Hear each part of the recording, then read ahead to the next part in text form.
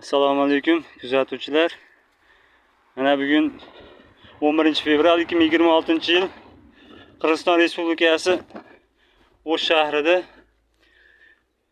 yo'lning qatnov qismini to'smasdan, zarar yetkazmasdan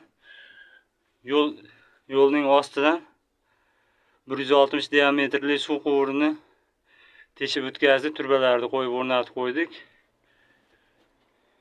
Asfaltlarga zarar yetkazmasdan.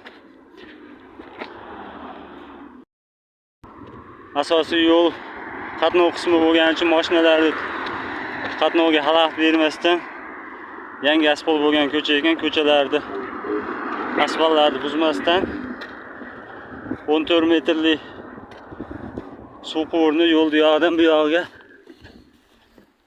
o'tkazib tayyor qo'ydik. Montajga tayyor. Kimga shunaqa xizmatlar kerak bo'lsa, suv quvuri, gaz turbalari, kanalizatsiya quvurlari o'tkazish kerak bo'lsa, har xil razmerda o'tkazib beramiz. Bugungisi 160 diametrda o'tdi. Yo'llarda, asfaltlarda, uylarda ostidan hech yerga zarar yetmasdan tagidan o'tkazib beramiz. Ekranga nomerlarni qo'yib qo'yamiz.